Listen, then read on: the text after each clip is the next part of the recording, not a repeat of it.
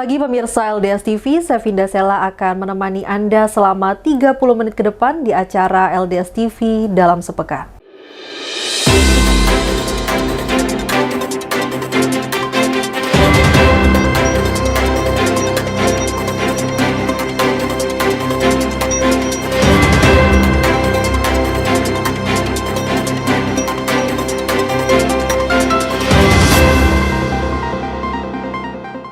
Pemirsa, kita menuju ke berita yang pertama. Warga desa Sukorahayu berhasil pasarkan olahan teripang hingga sampai ke mancanegara.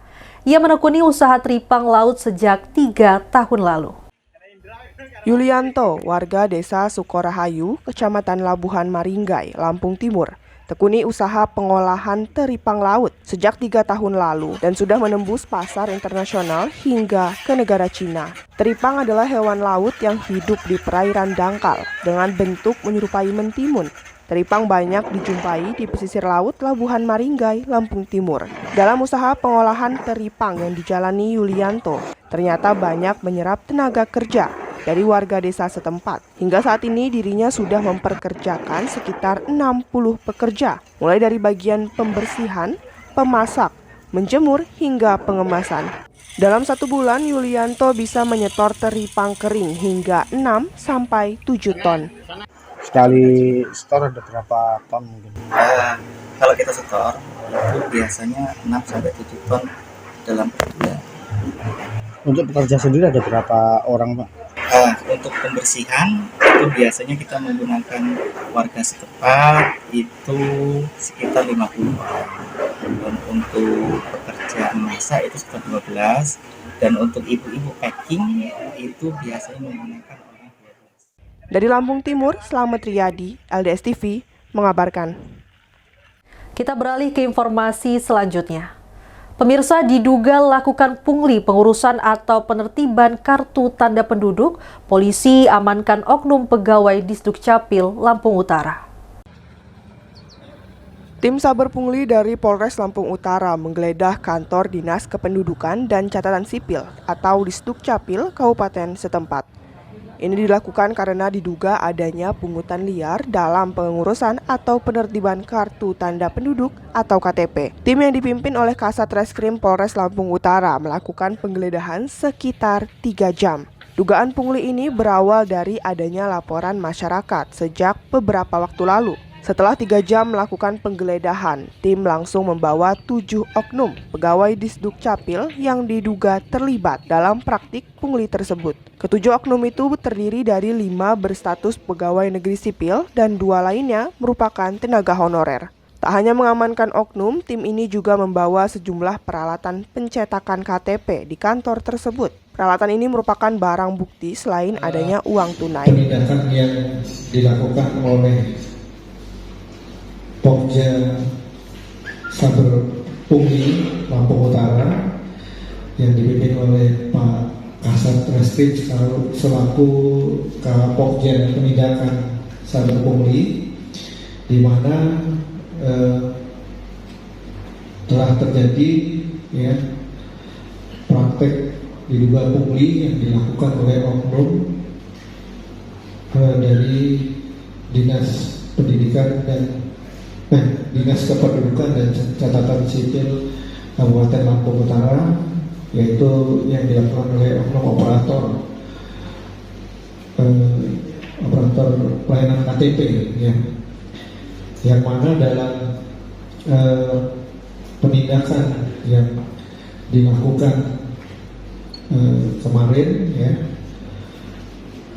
adalah dari Kapolja Penindakan atau Pak Kasat Reskrim itu mendapatkan informasi terkait keluhan masyarakat adanya praktik pungli yang terjadi di Dinas Kependudukan dan Catatan Sipil Lampung Utara, sehingga dilakukan tindakan secara cepat pada saat itu untuk mendatangi TKP, bisa dibilang TKP dari kantor Dinas Dukcapil. Polisi terus menyelidiki kasus ini dilakukan untuk mengetahui apakah ada oknum lain yang terlibat dalam praktik pungli penertiban KTP tersebut. Dari Lampung Utara, Afan, LDS TV, mengabarkan. Pemirsa, suasana sukacita pelepasan dan perpisahan siswa kelas 6 SD Negeri 1 Sumur diharapkan agar anak didik yang telah lulus dapat melanjutkan pendidikan ke jenjang berikutnya, agar bisa menggapai cita-cita yang mereka inginkan.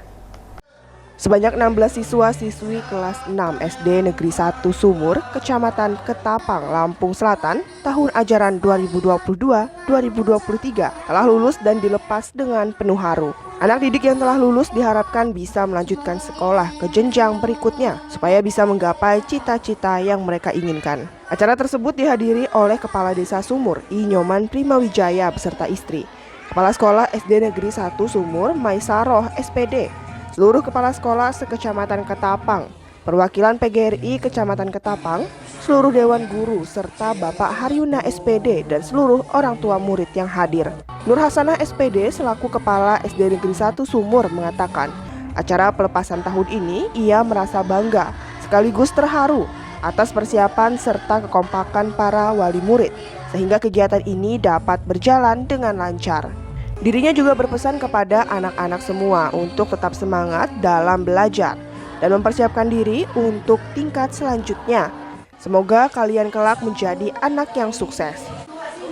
Kami mengharapkan ke depan anak-anak didik di sini bisa terus melanjutkan pendidikan ke jenjang yang lebih tinggi dan ke depan anak-anak sukses meraih cita-cita mereka.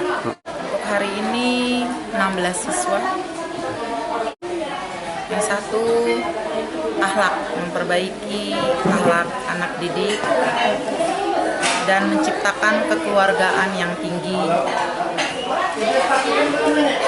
meraih prestasi semaksimal mungkin dari anak didik tersebut.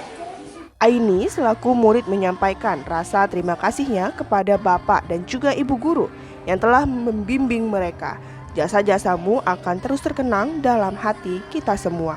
Bilang makasih aja udah ngajarin saya sampai detik ini. Melanjutkan ke MTS. Ya belajar aja biar lebih menjadi baik dari saya.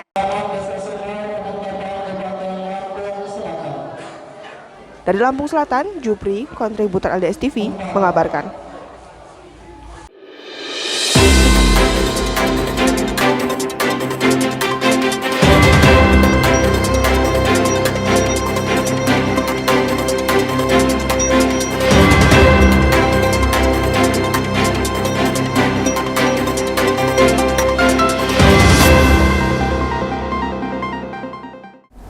Terima kasih Anda masih bersama kami di acara LDS TV dalam sepekan. Pemirsa, kejuaraan surfing tingkat dunia Krui Pro QS 5000 tahun 2023 telah resmi dibuka. Pembukaan Krui Pro 2023 dibuka langsung oleh Gubernur Lampung Arinal Junaidi, Bupati Pesisir Barat, serta pejabat perwakilan Kementerian Pariwisata. Kejuaraan surfing tingkat dunia WSL Krui Pro TS 5000 tahun 2023 di Pesisir Barat resmi dibuka. Pembukaan Krui Pro tahun 2023 dibuka langsung oleh Gubernur Lampung Arinal Junaidi, Bupati Pesisir Barat Agus Istiqlal, dan pejabat perwakilan Kementerian Pariwisata dan Ekonomi Kreatif. Kedatangan Gubernur Lampung beserta pejabat perwakilan Kemenparekraf dan para tamu undangan penting disambut pejabat pemerintahan Pesisir Barat dengan arak-arakan. Berbagai atraksi tarian ditampilkan dalam acara ini. Pembukaan World Surfing League atau WSL Krui Pro QS 5000 tahun 2023 ditandai dengan cara memukul alat musik yang terbuat dari bambu secara bersamaan. Gubernur dan sejumlah tamu undangan menyempatkan mengunjungi sejumlah stand produk UMKM. Berbagai produk UMKM masyarakat Pesisir Barat dipamerkan dalam kegiatan ini. Setelah meninjau stand UMKM, dilanjutkan pelepasan 30 anak penyu di pantai Tanjung Setia untuk dilepaskan ke laut. Setelah melepaskan anak penyu, rombongan langsung melihat tempat diadakannya perlombaan surfing. Diketahui sebanyak 340 peserta dari 14 negara ikut serta dalam laga Serving Krui Pro QS 5000. Sedikitnya 20 peserta lokal bertarung untuk mewakili Indonesia pada kejuaraan serving kali ini.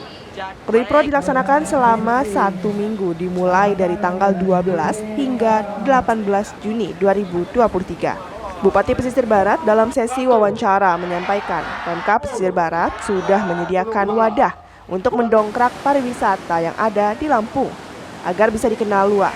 Ia berharap pemerintah Provinsi Lampung dapat memberikan bantuan guna mendukung perkembangan sektor pariwisata yang ada di Pesisir Barat, baik itu dari segi dana serta sarana transportasi. Kita social oriented, Pemda itu menyiapkan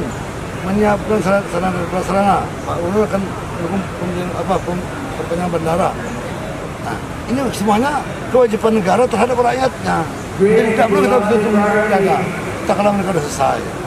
Karena itu, insya Allah ke depan yang punya hotel makmur, warga di sekitarnya yang makmur kan kalau yang mahal ya Pak Gubernur, mahal nggak perlu lagi nih.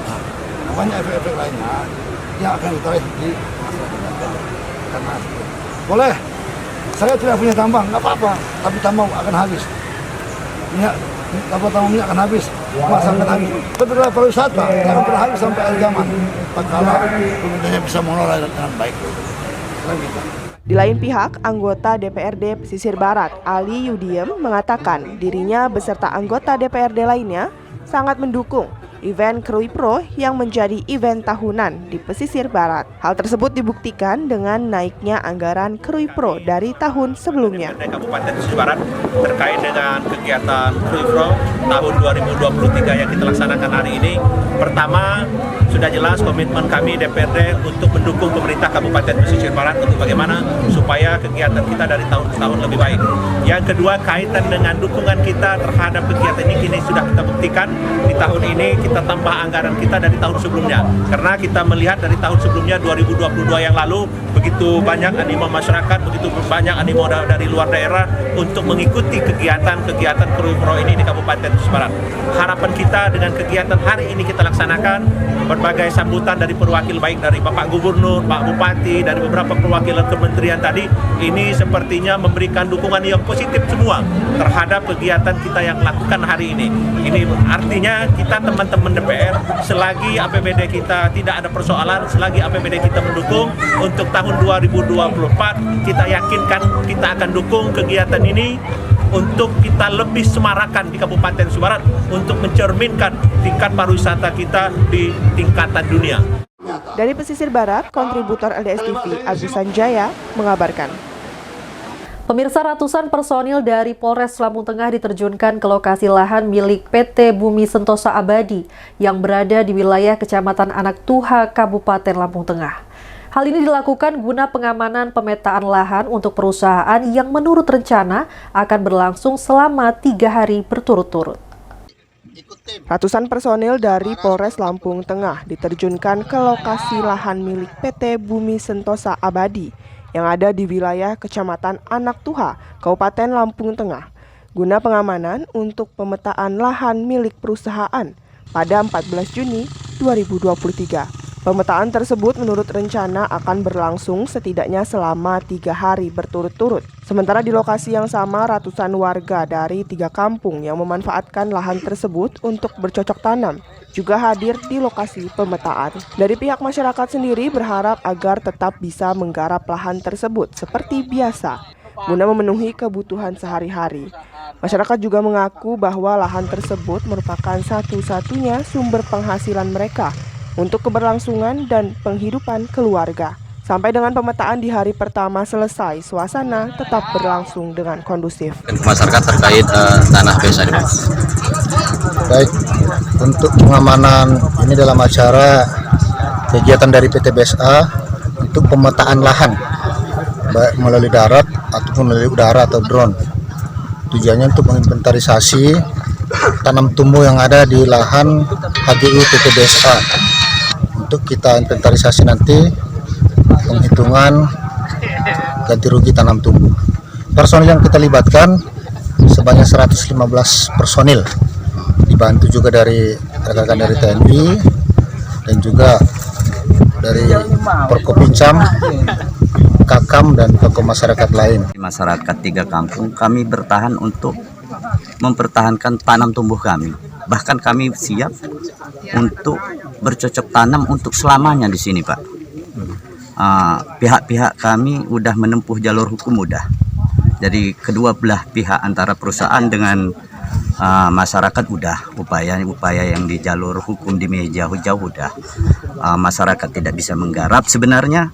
PT juga tidak bisa menggarap. Berhubung masyarakat sebelum menempuh meja hijau, masyarakat udah menduduki lahan ini sebelum menempuh meja hijau. Jadi sistem masyarakat ini seharusnya PT tidak bisa menggarap, masyarakat tidak bisa menggarap. Berhubung masyarakat yang udah duluan menggarap, maka kami mempertahankan untuk menggarap lahan ini. Dari Lampung Tengah, kontributor LDS TV mengabarkan. Sebuah truk box diduga mengalami remblong dan menghantam kios milik warga serta kendaraan sepeda motor yang ada di Jalan Lintas Sumatera. Sebuah truk box diduga mengalami blong rem, menghantam serta menabrak kios milik warga dan juga kendaraan sepeda motor di Jalan Lintas Sumatera, tepatnya pertigaan Pasar Bakauni, Lampung Selatan, Lampung. Diduga alami blong rem truk box yang belum diketahui muatan tersebut menghantam 3 kios pedagang serta kendaraan sepeda motor yang sedang parkir atau mangkal di pertigaan.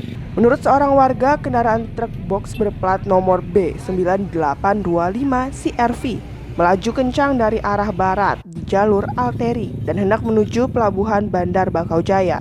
Hilang kendali dan menghantam kios serta sepeda motor. Petugas dari kepolisian yang datang ke lokasi kejadian langsung mengumpulkan keterangan dari warga di TKP dan akan menyelidiki penyebab kecelakaan kendaraan truk box tersebut. Ya, orang mobil itu kan dari atas itu tidak terlalu ngebut, tapi udah jemur motor ini. Numbur motor itu dia. Numbur atau motor itu berhentinya gara-gara motor itu. Motor-motor itu lagi ngapain tuh dia? Lagi nongkrong situ, lagi parkir. Lagi parkir. Ada yang pengurus, ada yang tukang ojek. Gitu. Oh, di situ memang pangkalan ojek betul ya? Iya, banyak ojek. Motor ini. Perapatan ini. Jadi dia numbur motor-motor itu berhenti di situ, Pak? Iya, berhenti lah. Negara berhenti itulah motor ini masuk kolong. Oh, apa ini? Tapi nggak ada korban ini yang kena? Luka dikit. Cuman ada satu yang luka. Luka dikit. Kalau supirnya kemana nih tadi? Nggak tahu juga supirnya kemana. Beruntung dalam peristiwa itu tidak ada korban jiwa dan luka-luka. Namun akibat kejadian tersebut, warga di pasar yang menyaksikan sempat kucar-kacir. Dari Lampung Selatan, Lampung, Jupri, kontributor LDS TV melaporkan.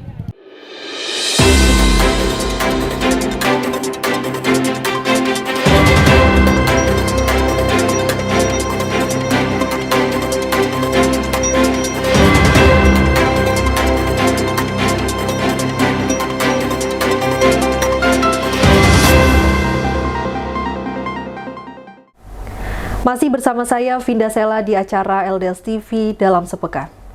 Pemirsa, anggota DPRD Lampung Tengah meninjau jembatan yang jebol akibat pondasi yang sudah tidak kokoh. Peninjauan tersebut dilakukan sebagai bentuk menanggapi keluhan masyarakat.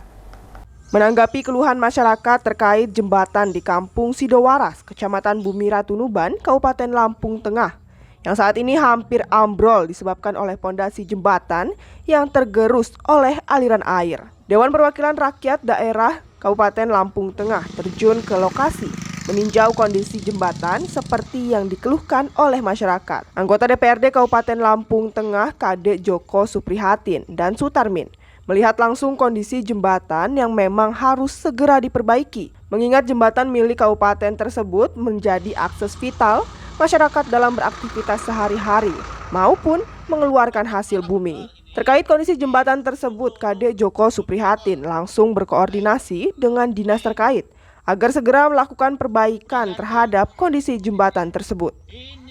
Media tadi reses kebetulan kepala kampung menyampaikan keluh kesahnya terhadap masalah jembatan yang di belakang kita ini. Nah, ternyata begitu saya cek sama Pak Sutarmin, ternyata betul apa adanya. Jembatan ini sudah sangat darurat. Nah, selama ini tidak ada yang tahu. Nah, tapi kepala kampung selalu mengusulkan lewat musren terus. Tapi proposal itu tidak pernah nyampe ke saya. Nah, setelah tadi ini bencana saya telepon langsung menanggapi karena tahu betul situasi jembatan ini. Jembatan ini kalau dibiarkan kayak gini nggak sampai 2 tahun ini jebol, ambruk, bahkan pembiayaannya lebih mahal lagi nanti, bisa 2-3 kali lipat yang kondisi sekarang. Mungkin bencana sama konsultan bisa menangani tentang jembatan ini, gimana penanganan ini supaya tidak berlarut-larut dan akan menimbulkan lebih parah. Itu mungkin dalam waktu dekat tadi sudah menyampaikan, suruh moto, suruh bersihin, kondisinya gimana, biar langsung konsultan dalam minggu ini insya Allah langsung turun. Nah artinya itulah teman-teman yang ada di dinas sana sangat tanggap dengan situasi jembatan yang posisi kayak gini ini. Jadi ini akan segera dibahas Bang ya? Akan segera dibahas. Nah, kebetulan tadi saya telepon langsung yang bersangkutan, langsung berbicara sama Pak Cariknya. Artinya segera suruh bersihkan, kalau perlu sore ini dipoto buat pengajuan, langsung dalam minggu ini konsultan udah turun. Terus apa himbauan kita untuk masyarakat Bang? Kalau ada hal-hal begini lagi ini gimana? Maksud saya kepada masyarakat, terutama kepala kampung atau aparatur kampung, kalau ada jembatan gini langsung, jangan melalui musrembang lagi, akan lama.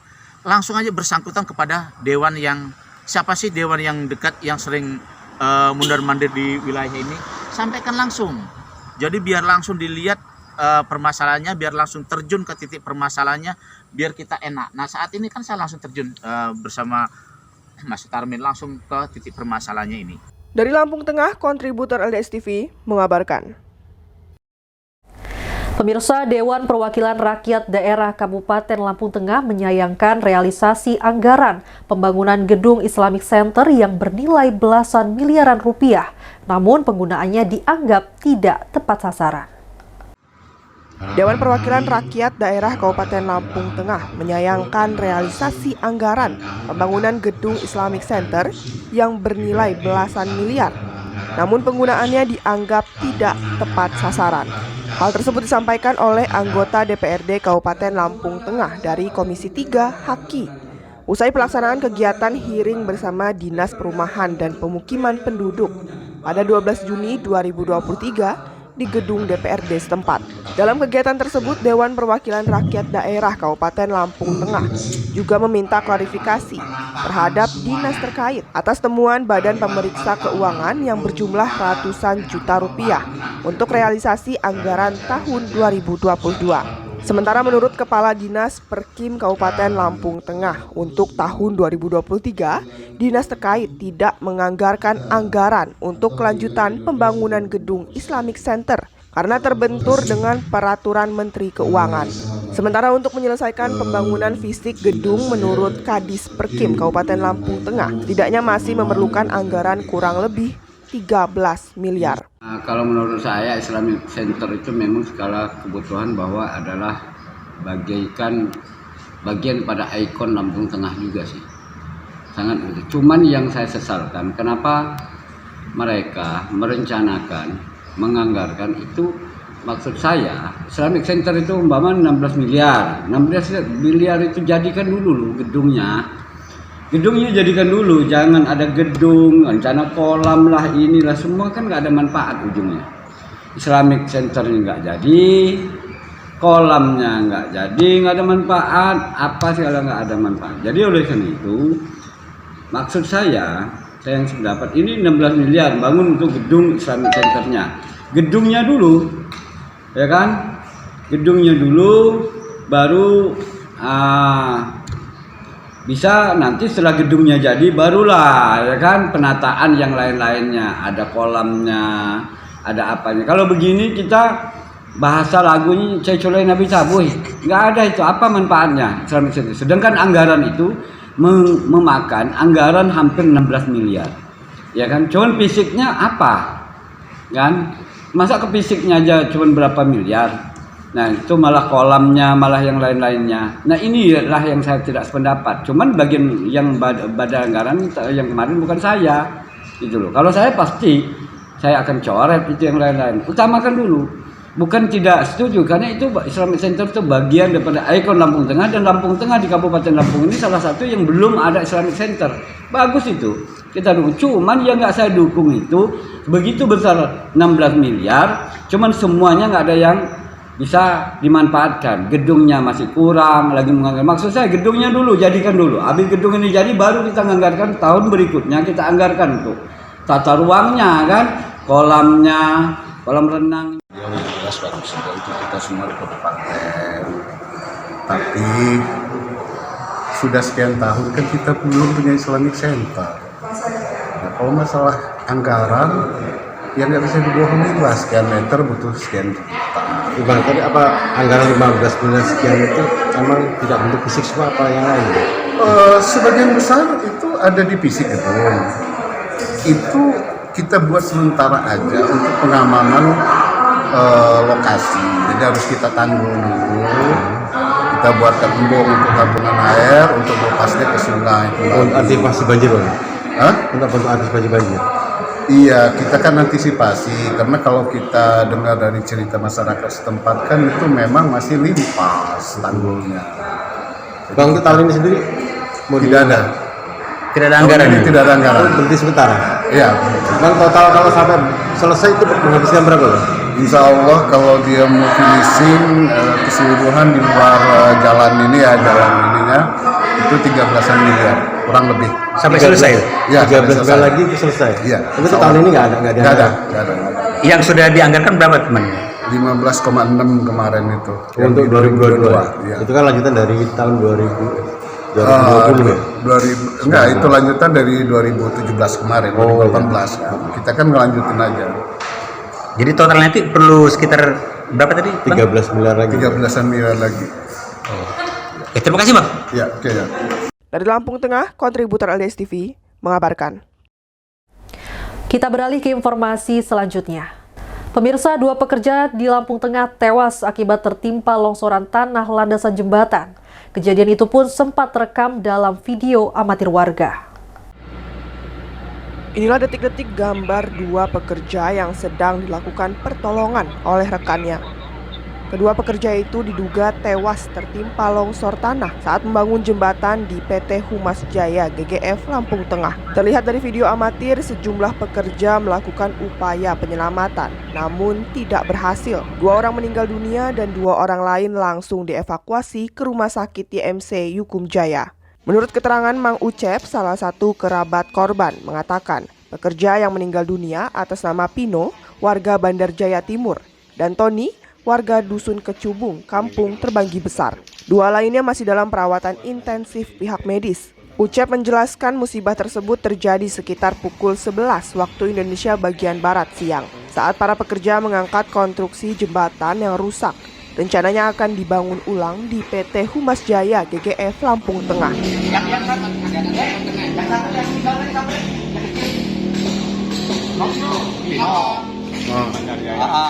Pino satu tinggal, sama si ini Tony tinggal.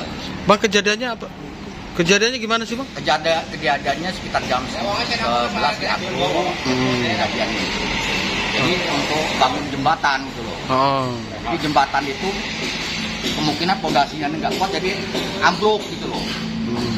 Longsor, jadi mereka itu di tengah-tengah ini. Jadi keurukan gitu dia orang. Nah, posisi yang tinggal ini dia posisinya yang nengkurep. Sedangkan yang selamatnya alhamdulillah dia posisinya jongkok. Kalau dia nengkurep tahu sendiri. Udah kena longsoran ini. Tanah segala macam puing-puing gitu. Terlihat sejumlah pegawai dari pihak perusahaan mengurus jenazah korban dan menengok para korban yang dirawat di rumah sakit. Hingga berita ini ditayangkan, belum ada pernyataan resmi dari pihak perusahaan atas insiden kejadian tersebut. Dari Lampung Tengah, kontributor LDS TV mengabarkan. Demikianlah berita untuk hari ini. Nantikan berita selanjutnya di LDS TV dalam sepekan. Saya Vida Sela pamit undur diri dan sampai jumpa.